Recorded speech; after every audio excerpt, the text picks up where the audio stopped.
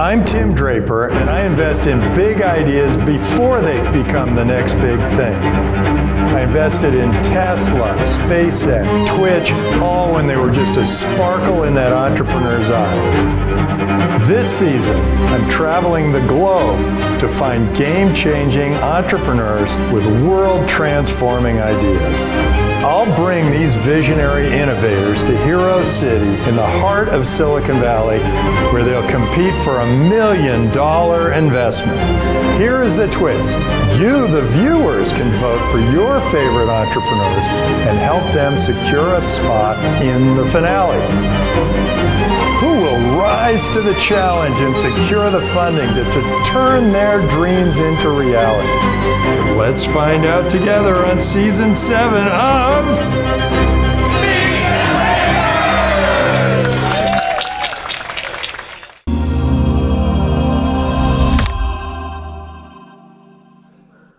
I think I'm at the right place.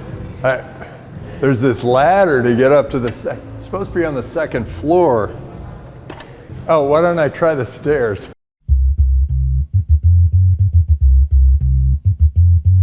We're in San Francisco at Shack 15, upstairs from the Ferry Building, which is Pier 1 here in San Francisco. It's an absolutely beautiful building. It's been transformed here into an incubator of sorts. We're launching the San Francisco AI episode. All this will be artificially intelligent. You don't know if this is really me or a digital me.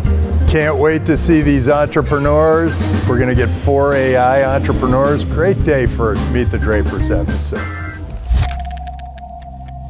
What $1 million investment would mean to me. What would $1 million investment mean for our project? Okay, so $1 million. $1 million.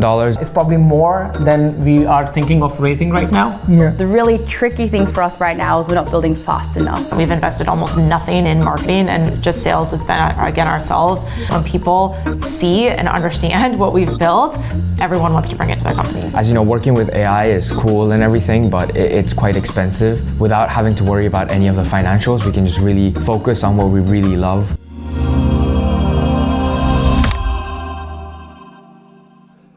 All right, welcome everybody to Meet the Drapers. We've got a fantastic relationship with TikTok, and they went out to their TikTok audience. I think there are like 2 billion of them. They've brought back some entrepreneurs for us. To my right is Bill Draper. This is my father, and he was administrator of UNDP, highest ranking American in the UN, chairman of the Export-Import Bank. He was a pioneer of venture capital. He started Sutter Hill Ventures, was the first Silicon Valley venture capitalist in India. There are 30,000 of them now. To my left, we have Nikki Farb, and Nikki is a founder turned funder. Is the grass really greener on the other side? It's pretty good. Great. I like what I call paper routers, entrepreneurs from a super early age. Oh, that's good. You like that? Well, I've done it. I've had I didn't have a paper route, but I filled in for a guy who had a paper route. Yeah. Tim Natividad Draper is the GM, U.S. Head of Enterprise Sales and Global Business Solutions at TikTok. A big part of why we're excited about our partnership together today is to see what that next frontier looks like. I look for energy. I have to look at this entrepreneur and say, would I like to work for him or her? I don't know. Sometimes I go to sleep. We're going to see if these entrepreneurs pass the dad sleep test. I will not fall asleep, I know, because these entrepreneurs are going to be good. Okay, let's bring on the first entrepreneur. But before we do, let's see what's going on behind the scenes. Hi, I'm Serena, CEO of Fuzzy Sequence, and we are transforming the way people do sales. The movie, weirdly enough, that inspired me the most was The Social Network. When they got in trouble, the dean said, at every other university, they create great CEOs, but at Harvard, we have great people who help hire CEOs. And I think that was a moment where I knew that I wanted to hire CEOs. I remember after that movie, I started my first startup called The Perfect Date. The thing about a dating startup is if you're successful, customers leave. Ever since then, I've pushed from a corporate career, tried to learn skills. When I was at IBM, I did a lot of, coding, and every single time I didn't know something or I wanted to build something from a business point of view, I tried to gain that experience through IBM. Trying again to build a startup, but that's when COVID hit. And then last year, after getting all that experience, I finally had the confidence to build my own startup. So from the beginning, I think coming from a conservative Asian family, also it being quite risky, I don't think they took it too well. Now I think my family is quite supportive and my mum talks really nicely about me, so does my dad. From a partner point of view, I don't think I would have been able to do what I can do right now without the support of my partner. His name's Bank, yeah. We had this joke, I used to work at a bank, I was dating Bank, and I lived in South Bank. The uncertainty, I like it more. It's kind of fueled me a bit more, weirdly enough. When I was in corporate, it was boring. So I've always found things to do outside of work because I didn't get that fulfillment when I was in my other jobs. I can try every single thing, whereas with corporate, you're just stuck with this one little cog that you have to do. Our company's in Australia, Singapore, and then we've got some employees in Philippines as well. How I came to build this was I was just frustrated with all the sales tools out there. And so I kind of looked at removing all the frameworks, removing of what normal sales should be, but building on what makes sense if I wanted to build a relationship. You did win tomorrow. Yes. Who would be your first call? Oh wow. I'm getting emotional thinking about sorry, I'm just imagining. Yeah, I think it'll be my mum, my partner. I think Dad too, I love you. What happens when Salesforce comes in and sees you and says, hey, I can do this?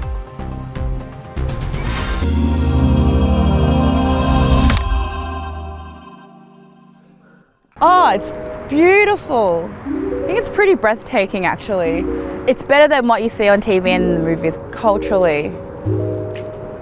I took a Waymo yesterday. There's just so much. It's a bit of a melting pot, which is great. You have all these different cultures. I think I've met everyone from every different country. I know that a lot of Chinese people came here during the gold rush in the 1700s. Everyone's really open. That's something that's so different. I met 3 people on the street yesterday and we were just talking randomly about tech and they were answering questions and we were jamming and going back and forth. And I think that's very unique to San Fran. I want to experience SF food.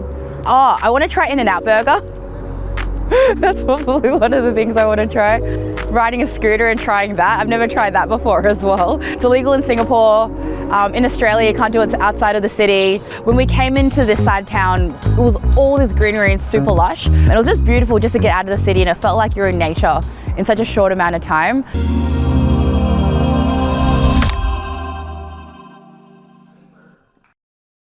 How are you going to go out to celebrate tonight? Depends if I win or not. But if I win, regardless, I think just having a good meal, having a good night's sleep would be amazing. So hi, I'm Serena, founder of Fuzzy AI, and we're the sales go-to-market co-pilot that actually drives 10x growth. So last year, I was building a business, actually a different business, and I wanted to get meetings with the right people. But to be able to do that, you actually have to build a relationship, right? If I wanted to build a relationship with one person, I had to first research them, that takes 20 minutes, figure out how to craft a message that's compelling, and then build a campaign off of it. But each person takes about 1 hour on average, and then you got to follow up as well. And I thought, surely there was software to be able to do that. And I looked again and again and again, and I waited months for it. And surely with this boom of AI, something would be there. But actually nothing happened. So I thought, you know what? What if I were to build this myself? So that day I built something, showed a few people, and it was the easiest sale I made. Are you a coder?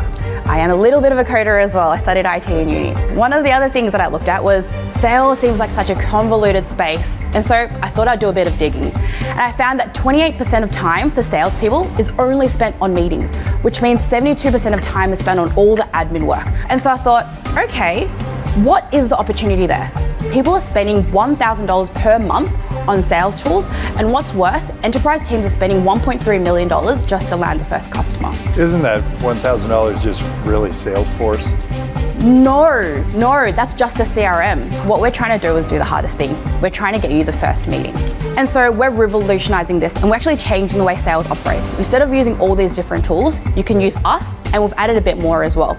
We can add the research, we personalize the message, and we do all that within one. And our results are already phenomenal and we get 13x better results. So how does it work? Okay, so let's say Dad is your possible customer. Yep. How do you find him? Yes. And then how do you pitch him with either voice or text or email? So at the moment, I would try to do a lot of stalking. So I look at the news articles, I look at what your company does, what you care about, what's your annual report, and I figure out what's the most important thing to you right now. So you find out what I've been tweeting about, and then the AI just says, hey, I saw your tweet on blah, blah, blah. Exactly does that. Clearly that's something we all love and need. Yep. Now let's go, let me tell catch you up. about this. Exactly. Oh, wow. Yeah. That's interesting. It says write, voice, and video. Tell me how that works. So we've only done writing right now. We're already getting 13x results. So next we want to go to voice, and then next we want to go to video, which is why I'd love to talk to you later as well from a potential TikTok partnership. Video, is this canned video that you send out to people, or is it an AI agent? You can do both. Well, not an agent per se, but you can train a video to be like you in terms of your personality. Because if you go to Draper Decentralized, you see my digital twin. It looks like it's me, but he's way better looking, and he's I would say he's way just good smarter. That was pretty funny. I mean, he can get away I mean, my digital twin looks better as well. No more wrinkles. I think what sales is right now is actually going to be fundamentally changed. The current workflows and processes in place are going to be completely different as well, and that's where AI will take it. Precisely that. When you're getting these better results, is it because you're sending more emails per salesperson, or you're converting better? Our competitors actually focus on the volume game. We focus on the quality game. Before using our product, our customers will get 1% reply rate. Using our product, they're getting 13 times reply rate. So you're promising stronger conversions, not necessarily a higher volume of leads necessarily. So Serena, my question for you, prior to Fuzzy, did you have a background in sales? No, but I've always had this natural curiosity about people. Everything from a personality point of view and how I've met people has led me to this moment. What happens when Salesforce comes in and sees you and says, hey, I can do this? Yep. Then what? Yeah, good question. It's tricky because Salesforce, it's a large tool, but like it's not helpful for most salespeople. All the customers say that they're held hostage by Salesforce. I think they've got a bigger problem than what I have right now. They need to fix their CRM quick because everyone wants to move out of it. They hate it. They want to speak to people and they want to meet people. They don't want to do all this boring stuff. Salesforce in itself is solving the fundamental layer of a CRM. How do you store data, make data more interesting? I'm trying to build the relationship. Serena, thank you so much for being on Meet the Drapers. You're a force of nature. Thank you. Great. I think we were just hit by a tornado.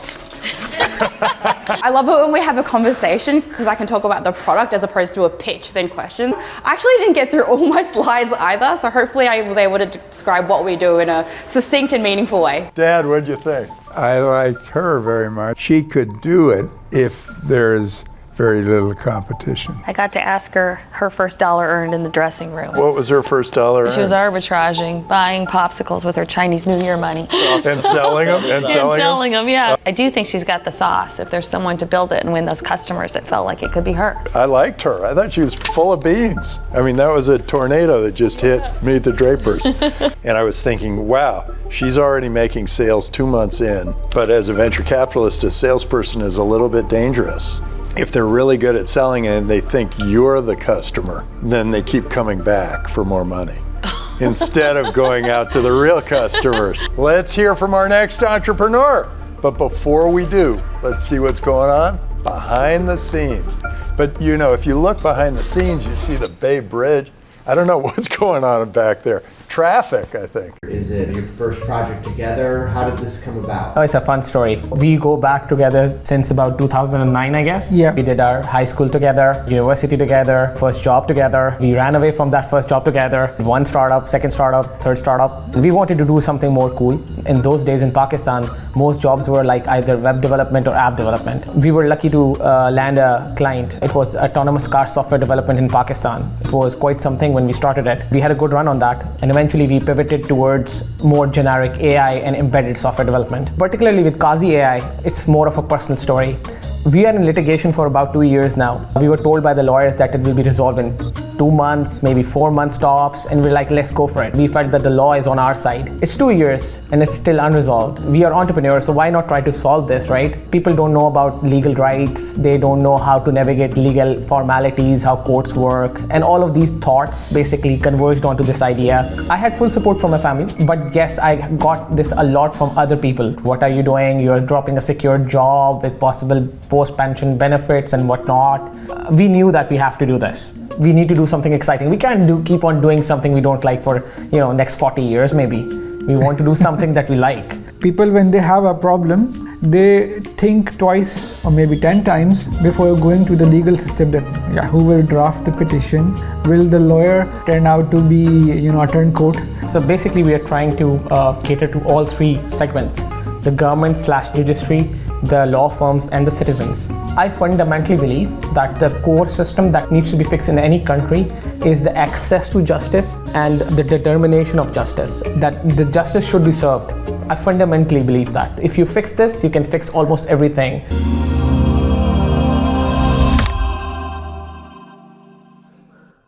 We are in a business dispute. What's your case about? It's a business dispute with some employees. I'm sorry. Do you owe them money? It has been on our go-to list to visit the Bay Area with all its energy and innovation in tech. If you have to be, in the hub of AI, this is the place to be. You can hit a conversation, come up with a product, make an MVP in 3 months, get funding, next unicorn. It's very interesting how we ended up here with our AI startup from Pakistan. So thank you, Drapers. But this place is amazing. I wasn't expecting it like in San Francisco, right? Much more greener. I'm loving it. Not too much concrete around, and just the right balance, I guess. Somewhat European, yeah. One of the most striking places we visited was the Golden Gate, and it's really iconic to see it in the midst of the fog and the clouds. I have quite a list of places to visit in San Francisco from the movies and TV shows I have watched. I plan on visiting Pier 39 and Alcatraz. A lot of movies from Alcatraz. Shutter Island.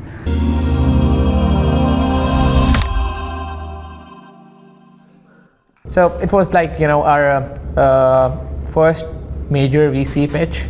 We haven't done that, especially not on TV. I could easily tell these guys are probably better than me, right? Bill, Tim, adopted Drapers. Do you know that 80% of Pakistanis face legal issues and only 20% get the help they need? Why is that? Because it can take up to 15 years to resolve cases in courts. There are 2.1 million cases in backlog, and mine is one of them. We are in a business dispute. What's your case about? I'm sorry. Some days ago, I did think that this can be a question because it's important what kind of litigation the founders are into. It's a business dispute with some employees. Do you owe them money? No. So basically, they stole our IP long time ago. Okay. When we started off with it, we were told that it will take 2 to 4 months. It's already been 2 years. So being entrepreneurs and engineers, we thought, let's solve this. And this gave birth to Qazi AI. If we had not had that case, Qazi wouldn't be there. It's an LLM-based end-to-end case management suite to transform the judicial landscape. You can generate legal documents, you can perform legal analysis, precedence referencing, as well as draft judgment generation. We want to accelerate justice, we want to increase court credibility and court accessibility. And we have been very lucky into it so far. We are already engaged with the government of Pakistan. We are trying to secure funding from State Department and EU. On B2B and B2C end, we are already partnered with some law firms. Most proudly, we are second in Meta's Llama Hackathon. And that's exactly what sets us apart. We are not just a wrapper around an API. We are working on Meta's open source AI. We have the complete control over the model. We can deploy it as per country's local directives. We are working with all three. Is this your mascot? Oh yeah, this is Llama, Meta's mascot. It's fantastic. Our team is really good with making presentations with us, and we work in AI, so they took up an AI model and generated really good visuals. So we are working with all three stakeholders: the government, the law firms, and the citizens. And it's not just a chatbot; it's a complete suite being developed by our in-house team, a team that has experience in AI, product development, and law. This is like my favorite founder to invest in, the serial founder with a chip on their shoulder. But I have a question. You said if this works out, what's the one thing that has to happen and turn that if into like it does? So right now we are at the stage where we have a proof of concept. We have a couple of features implemented that we are testing out with the law firms. This is where we need to start investing in the infrastructure, the cloud where the whole AI is going to be hosted, and the marketing budget. So that's the why we are product here. works. You have people, the product, it's go time. Certain features are working. We need to expand on the feature set as well. Cool. Is the product going to be sold to the government, the lawyers, the end consumers, or all three? So this is the good part, I guess. So since the ecosystem is self-fulfilling, there is going to be an end with the government, which is going to help judges make decisions faster.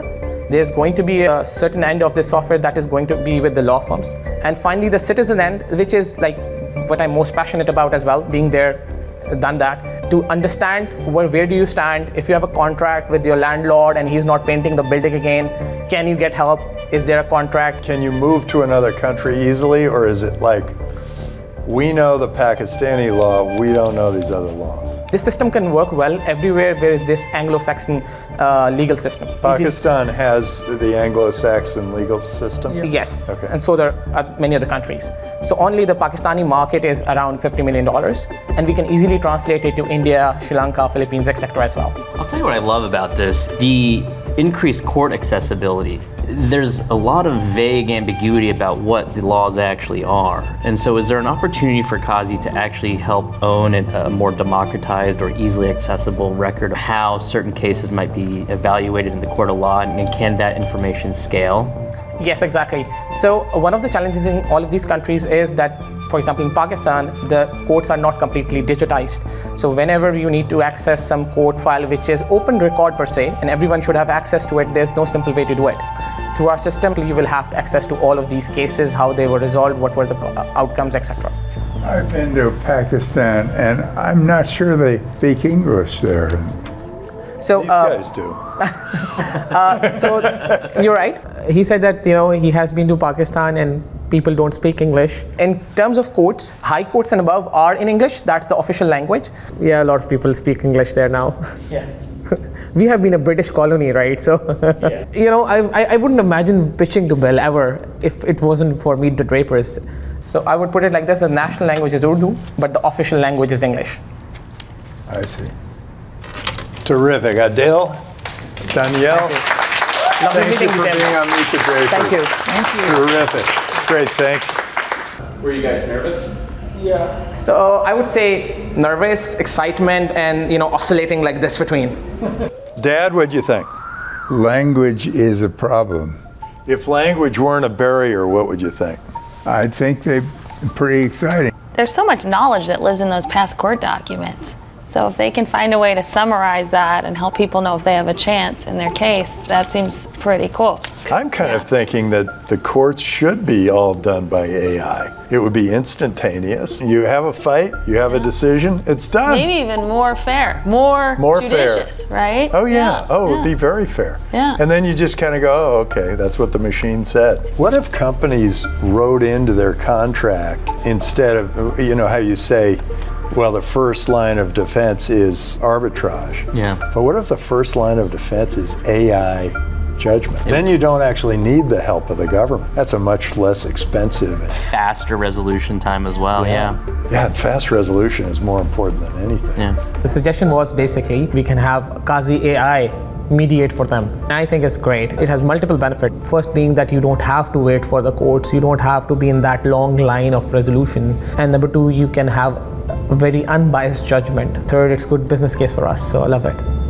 Let's bring on our next entrepreneur, but before we do, it's the eyebrow show.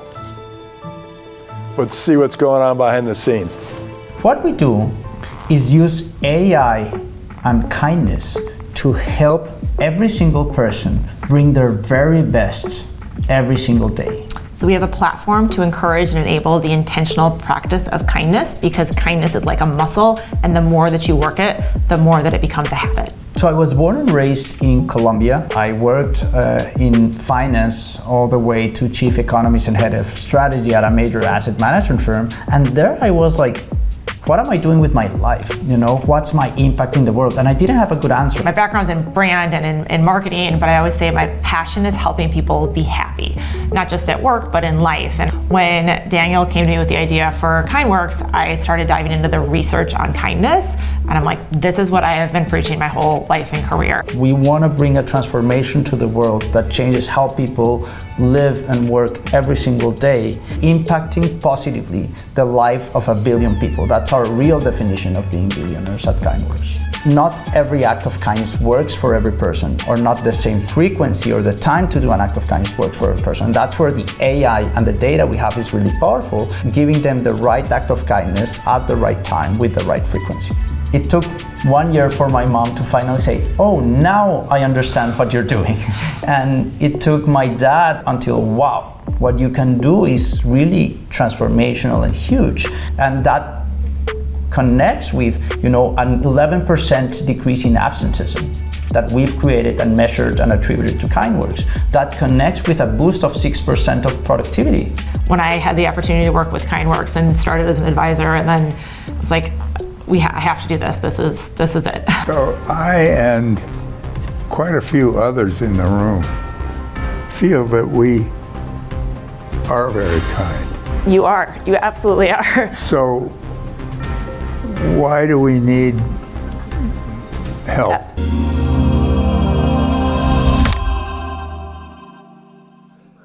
So I lived here in 2016 to 2018 and I loved it. Feels incredible and natural to be back.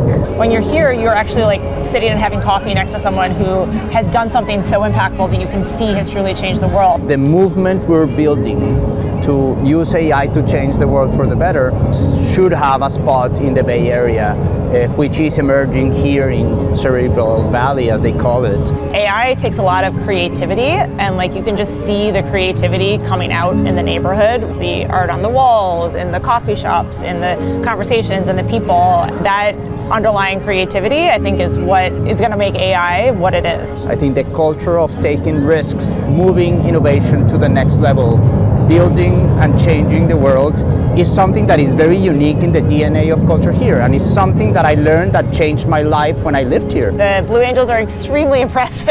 It's a very fun bonus to be here during it.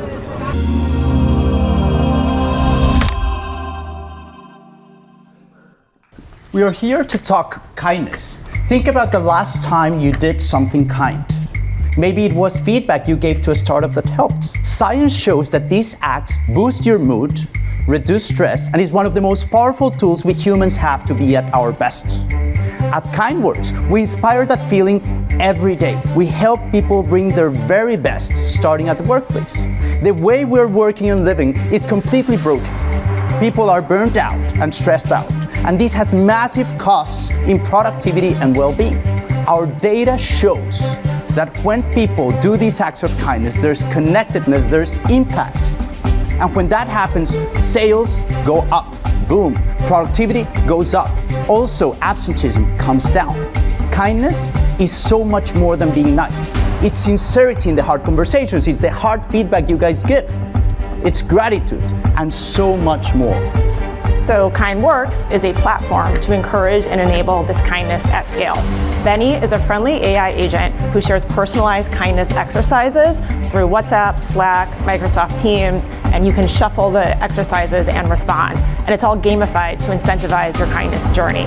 And then Benny also connects in a community channel and shares recognition boards, shout outs, and other kindness content. What advice is it giving me for kindness? It might be say hi to someone you don't usually say hi to, share feedback with a colleague to help them grow. I'm just writing them down, I'm not giving it a minute. No, and so Benny will actually connect you directly to colleagues. So it might actually say, reach out to Tim to give feedback to Tim to help him grow. And then there'll be a button, it doesn't show here because we cleaned it up, but it would say connect directly to Tim, and then it would connect in Slack. And then when you hit finished, you get streaks, you get badges. Where does that list come from? I'll actually show you guys. There's more than 300 research papers that show that when you do something kind for somebody else, there's actually a chemical reaction happening in your body, and the AI chooses what's the act of kindness that creates the biggest impact on every single person. And then it also gives leadership at these companies real-time pulse checks on the sentiment of their team. What's your business model? Is it just a SaaS business to Yep, so the revenue model is a $9 per person per month reoccurring. This year has been really pivotal. We added 9 new customers. So I and quite a few others in the room feel that we are very kind. You are, you absolutely are. Why do we need help? Yeah. I think of everything in a urgent and important matrix, and we often don't think kindness is urgent. Sometimes we don't even think it's important. So we're giving those nudges so that it's top of mind and you realize it is not only important, it's also urgent at the workplace. Is it about reminding me to be kind? So I have the ability, I just forget. Benny's not there to teach you kindness. He's not there to force you to do kindness. It's putting just the nudges for you to transform the way you live. We have more than 50% correlation between the sales people do at Prosegur, where they've had 9 months in a row of record sales since they implemented KindWorks, and how people feel and the results. Building that intrinsic motivation is really rooted in behavioral science. I was just going to add to the 300 research papers you talked about, there's actually hundreds more even. They're almost all based on nudged kindness. The data shows that it doesn't matter if it's nudged as long as it comes from a place of authenticity. How do you kind of evaluate or adjust the prompts based on different cultural settings and pockets of communities? Our AI has been effective in South America, in New York, and is able to personalize the experience in a way that it's effective for everyone. I've seen 4 or 5 different companies doing something similar. None of them have really taken off. 415K in revenues, that's good. I mean, I'm looking for $1 trillion business. What happens here? So this is a benefit for the individual. What we see is people are like, oh, I met someone who I wouldn't have connected with, and then we had a conversation and that sparked a new line of business. And so I had a personal benefit as well as a benefit for the company. They feel that, so it's like a flywheel effect. How is this getting seeded? We tell them, it's like, do you want to save $1.5 million per each 1,000 employees? We can decrease absenteeism by 11%, that's $700,000. We can also boost productivity and sales levels by 6%. And I just wanted to go back to, you want $1 trillion business. We see this as being for everyone and ultimately being the global well-being market. Terrific. Well, thank you, Nicole and Daniel. Great to have you on Meet the Drapers. Well done. I was inspired and I was energized. Yeah, I said I was definitely a mix of excitement and nervousness. It's definitely the lights, and as soon as you put a camera in front of me, I feel like feel just a little bit different. So, be kind. I just think that people generally feel they're kind enough. I think I'm missing something, and I'd like to hear the rest of you. I like that kindness is part of a broader well-being. I thought that was a big vision. I mean, if it's tops down, hey everyone, be kind to your neighbor today, you gotta use this. That's a tough sell. I think that the go-to-market is really where they win or lose here, and how this gets seeded in a company. Well, I do think there's room for this in the workplace setting. If this is built into your internal Slack, or if this is built into your Google spreadsheets, a reminder to just kind of balance out the quant with maybe the EQ component, right? I think there's been a lot of literature on psychological safety being the #1 driver of employee satisfaction. It's hard to get a monopoly on kindness. Should there be a monopoly on if kindness? they could create a monopoly on kindness, they could be a really big business. I do know there are lots of ways to do this. I kind of like the message, and it would be great if I got that message sort of once a month. I think it would be irritating if it showed up every day. Or does it lose value? Yeah. I love this show. I hope you guys do, because there are a lot of you out there, and I hope you guys are enjoying yourselves. So, with that, let's bring on the next entrepreneur. Hi, my name is Sunwoo Joshua, and I'm the co-founder and CTO of the ORBT. And my name is Joshua, or Min-Soo Kim, and I'm the co-founder and CEO. Our goal is to make news more accessible. We're living in a world where people have shorter attention spans, and we're being drowned by so much information. We just want to make it more accessible and understandable for the younger generation. We actually know each other because we go to the same university and study the same thing. I have entrepreneur parents, so I would say this is my first ever time properly working on my own thing. And my parents doesn't have any entrepreneurial backgrounds, but they know the ages and the time has been changed. They mostly supported the things that I actually wanted to do. I grew up even in middle and high school reading a lot of news. I stopped reading news probably because of the overwhelm. One of the traits we actually realized was most people our age have stopped reading news just because there was too much stuff. They just felt, I guess, overwhelmed. We're also now looking into maybe using a variety of sources just so that there's less repetitiveness in a sense. So we are using an AI model to not only find and select information, but also be able to summarize it. How does that work? We actually summarizes the long form of article into 5 bullet points as neutrally as we can. In a sense, we're sort of trying to become a place where people can learn, and we're also thinking about potentially being like a new type of search engine or a way for people to interact. There are so much fake informations and overwhelming informations, so we are making tools to help for what actually they wanted to do. It's just the two of us right now, and we started about a month and a half to 2 months back. We're now looking for office spaces, looking for funding, and we just finished a very, very minimal MVP. We conducted a private test across Instagrams. So far, the feedback has been pretty good. A lot of people are sort of rediscovering their love for news. It's my first time on the camera and filming such things as an English pitch and so many important people, so I felt some burdens.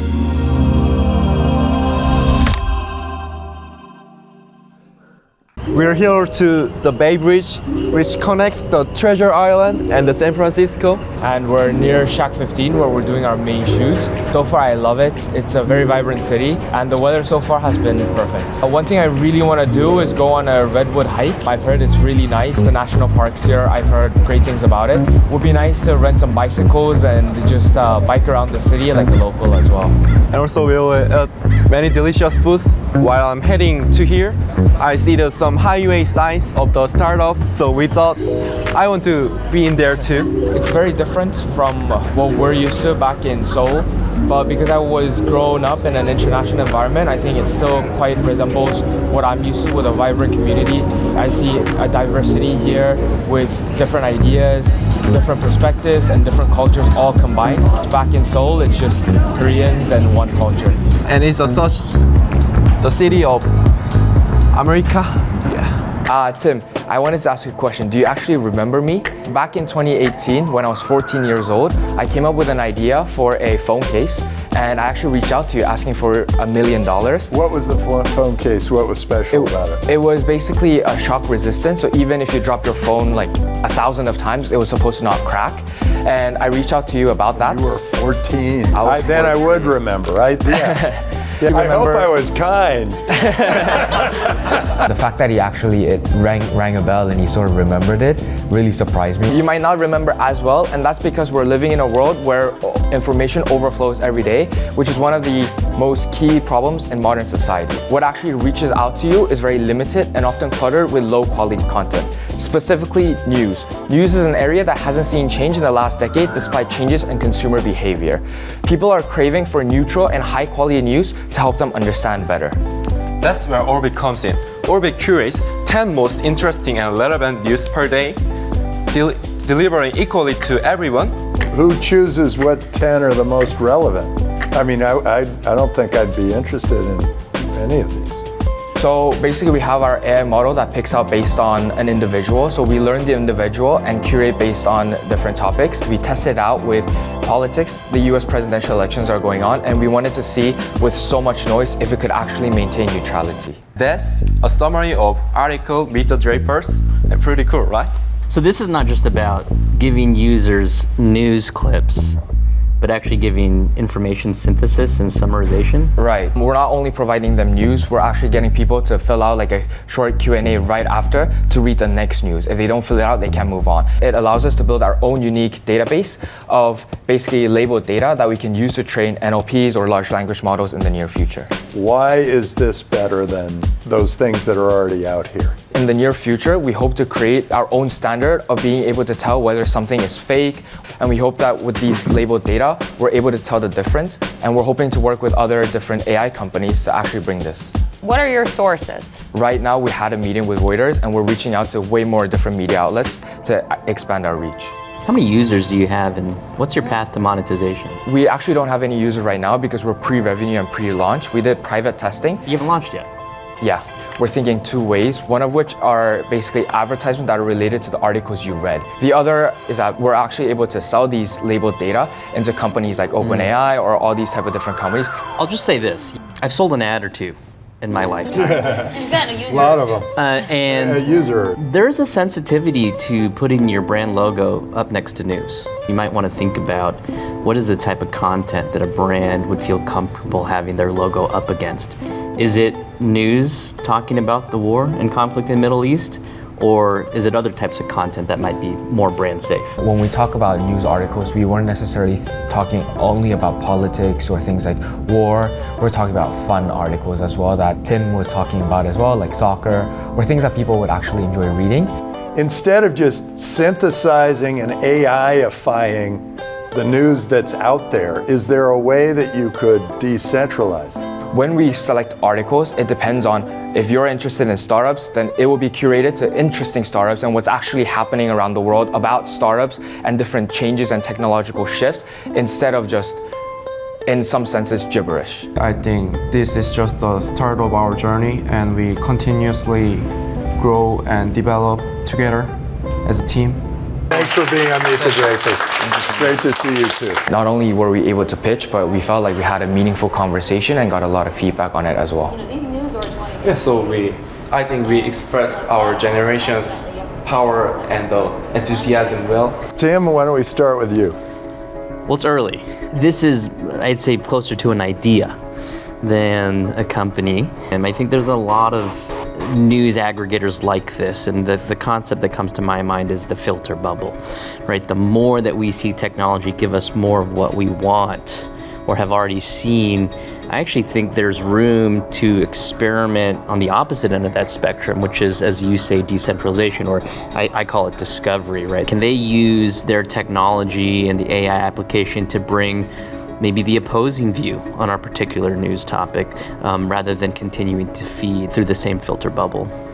Yeah, there are 8 billion people on the planet, and we see one or two of them every day, right, front page, over and over and over.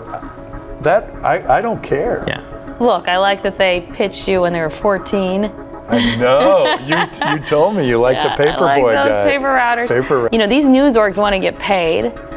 And like Spotify, ultimately you have to pay the content creators. So monetization, I think, is critical. I just was not very taken with it.